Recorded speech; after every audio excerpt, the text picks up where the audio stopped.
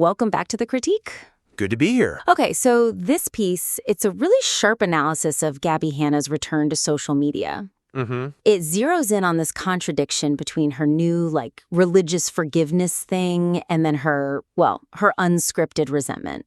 Yeah, the analysis itself is brilliant, really strong. It really is, but the structure, I think the structure is getting in the way of that brilliance. So let's just dive right in. Let's do it. So right at the top, the writer does a great job setting the stakes. You get the context of her apology, the new fear of flying video. And the promise of seeing what she's really like in that Jubilee panel. It's a fantastic hook. It's a perfect hook, but the momentum that hook builds, it's almost immediately undermined by, the economics of the show. Right. I mean, you've just been promised this deep, critical dive. Yes! And then suddenly we're pivoting to a full-on sales pitch. And it's not just a quick mention, it's, 4 different products? 4, yeah. The Blessa Pebble, the Wand, the Air Vibe. Even the Key Vibe, with details about its design. It's so much detail, and it's happening right when my brain is primed for analysis.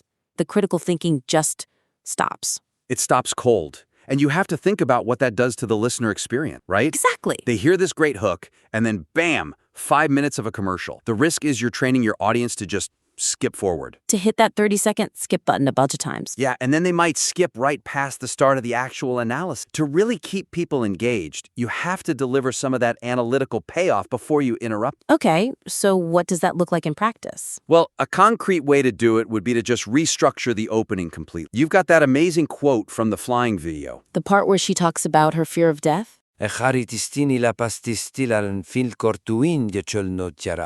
being on a path to hell. That is analytical gold. Put that analysis right up front. Let it breathe immediately after the introduction. Reward the listener for clicking play. So give them the hook and then immediately give them the first bit of substance. Exactly. And then you can transition to a much shorter sponsor message, like 1 sentence. Right. And all that detail, how the key vibe is designed to look like a car key, you can move all of that to a proper mid-roll spot later on. Deliver the reward first, then do the commerce. You got it. That's how you keep them with you. That makes so much sense. It's a powerful fix. Okay, so building on that idea of flow, let's talk about the second big hurdle. Okay. This one's a little different. It's more of a self-inflicted interruption. It's about how the Jubilee footage is handled. Ah, yeah. The narration part. Right. So the shift from playing clips to just narrating what happens creates this really weird self-referential detour that, for me, undermines the professional feel of the piece. I agree. The material sets up the Jubilee panel as the big reveal. This is where the mask slips. The core of the thesis, really. It is, but right when we get there, the whole analysis just grinds to a halt for this long explanation. The apology tour. Totally. We get all this talk about copyright claims, why they have to use cropped screenshots and multiple apologies, things like, it is going to be a little bit weird, and I'm sorry about that. And that just pulls you, the listener, completely out of it. Suddenly we're not thinking about Gabbie Hanna's contradictions, we're thinking about the creator's production logistics. And their anxieties about getting a copyright strike. Right, and you clicked for the analysis, not a behind-the-scenes on YouTube's copyright system. So what's the fix? You do have to explain the format change. You do, but you can minimize the interrupt. The goal is to be smooth and less apologetic about it. You need to maintain that authoritative voice. So less, I'm sorry this is weird, and more, what?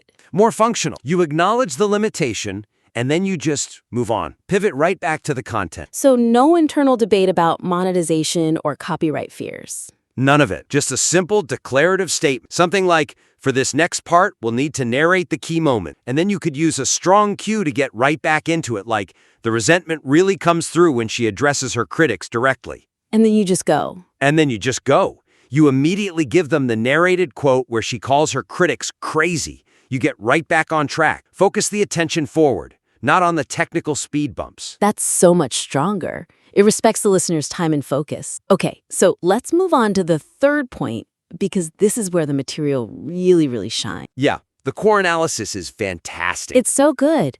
The way it identifies that cognitive dissonance is just chef's kiss. It nails the hypocrisy, right? She claims she's forgiven everyone, found God. But then in an unscripted moment, she's calling people crazy and getting emotional about being held accountable. That analytical laser focus is the absolute best part of this whole thing. I agree. But And it's a big but. Unnecessary subjective digressions and some self-referential commentary, they really dilute the strength of that analysis. Okay, so you mean the personal asides? Yeah, exactly. The core critique is so sharp, but the script keeps taking these long detours that don't really advance the main point about her inauthenticity. Can you give me an example? Sure. There's a part where the writer spends several sentences debating whether they are going to hell based on their own reading of Christian texts. Oh, right. It's completely detached from what Hanna actually said. Or there's another long defense about why their Vine reference wasn't that long ago. These detours shift the focus away from the critique and onto the author's personal beliefs or knowledge. And that changes the whole dynamic, doesn't it? It moves the author from being the sharp, authoritative analyst Exactly. to just another defensive voice in the online debate. The second you start defending your own theological stance, you lose that critical distance that makes the piece so powerful. So the suggestion here is what? Just edit more ruthlessly? Edit ruthlessly. Make sure every single piece of commentary directly serves the purpose of evaluating Gabbie Hanna's narrative. The goal is to amplify that core insight that,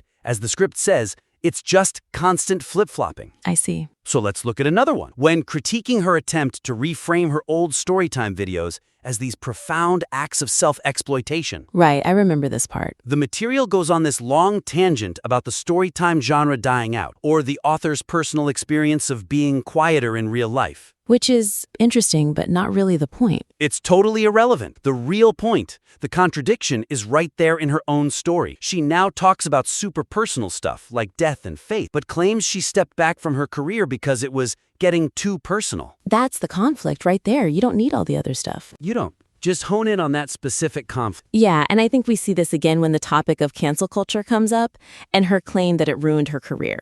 The James Charles detour. The James Charles detour, the counter-argument starts strong, but then it gets bogged down in this extended deep dive into his career trajectory. Which, look, it's an interesting discussion about the creator economy. For sure. But it's not about Gabbie Hanna. It shifts the focus away from her failure to take accountability, which is the entire premise of the critique, and on to some generalized talk about YouTube. Right. Every moment you spend on a different creator is a moment you're not spending on her internal contradictions, which is the original powerful angle. Exactly. The focus has to be laser sharp on those high-impact moments that show her resentment. The goal is to prove she's operating from a place of self-defense, not, some enlightened spiritual plane. Don't let these side quests undermine that. So to wrap up, the insights here are really sharp. The writer has identified something necessary and true about the contradictions in her recent return. Absolutely. The raw material is excellent. To maximize its impact, it's all about tightening that structure. Removing the interruptions, both external and internal. Right. Just get rid of anything that makes the listener doubt the author's focus or authority. So we're recommending 3 key actions. First, reflow that sponsor segment. Move it so it happens after the initial analytical payoff. Reward the listener first. Second, just trim that whole self-referential explanation about the narration, ditch the apologies, state the change, and move on to the Jubilee analysis. Be confident in your method. And third, cut the subjective digressions. Be ruthless. Every sentence has to serve that central focus on her internal conflicts. Yeah, I think those changes will really let the strong critical judgment here shine through. It'll maintain that authoritative, objective voice that's already there. Agree. We really encourage you to make these changes and send the revised material back to the critique for another look.